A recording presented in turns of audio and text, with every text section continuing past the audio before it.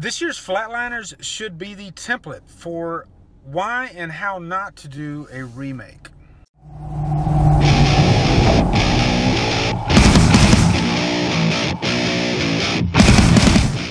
What's up, guys? I am in my car right now. When you're moving and you want to get a review out, you have to be creative, so that's what I'm doing.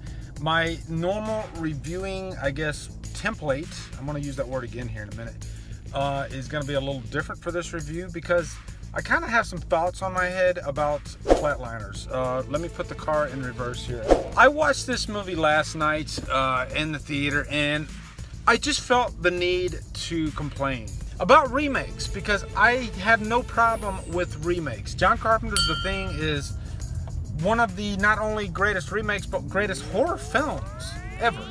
So in that regard, remakes are fine. You know, a lot of people say, why do we keep getting remakes? I don't think that's the problem. It's why do we keep getting bad remakes? And Flatliners is the template, there's that word again, for what a remake should not be. A remake should not be just a bad version of the original. A remake should push some boundaries. It should try something different. It maybe even go in a completely new direction. But 2017's Flatliners, from what I've read, is not really a remake. It's more of a sequel because Kiefer Sutherland is in the movie, supposedly playing his character from the first movie. But he is completely wasted in this. There is nothing that would connect him to that character that he was in the first movie. And that is the one thing that could have saved this movie. If they would have had him come in and say, hey, oh yeah, I've dealt with this before. I can help you through this. I have some advice for you to maybe get through this situation, because the situation is kind of preposterous to begin with. You know, you are a doctor and you want to die for the sake of science and be brought back to life. At face value, that's a really stupid premise, but it worked in the original because of layers. The original had a unique premise, but every character in the original was so unique, so interesting, and I bought every one of them. Julia Roberts was fantastic. Kiefer Sutherland was fantastic. William Baldwin was fantastic. I don't remember a single character in this new movie. I know that Nina Dobrev was in it, and I know that Ellen Page was in it.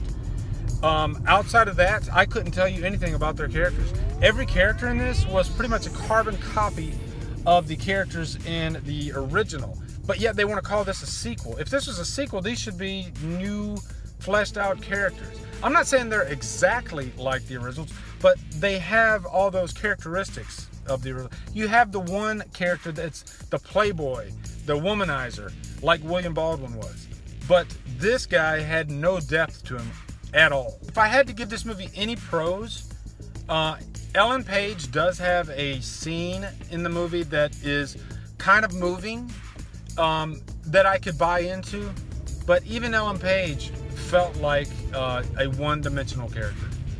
And then I don't even remember the rest of the characters, to be honest. It's just that bad of a remake, and I wanted to give it a chance. I saw the trailer, did a trailer reaction for this, and I was actually pretty excited. I thought that they might go in some new territories, maybe tell some different stories, bring up some interesting ideas, because when you're dealing with death and the possibility of coming back to life and maybe learning something from it, there's a lot of different directions you can go, but this one didn't do that. It tried to pretty much copy the first movie, and it did it horribly, horribly. So I guess this is just a quick review. I wanted to get this off my chest about this movie. Do not go see Flatliners. Do not give money to this movie, which I don't think it made that much money over the weekend anyway. But it's just really bad. I'm going to give it a 2 hours lost. It's almost a looped in hell. But, you know, I guess I was sort of entertained throughout. But it's just really bad. And it's a shame. So anyway, that's my review on Flatliners. Post in the comments. Let me know what you guys thought of this. Also, 31 Days of October is going now. Week 1 is already out. I'll put a card here for that.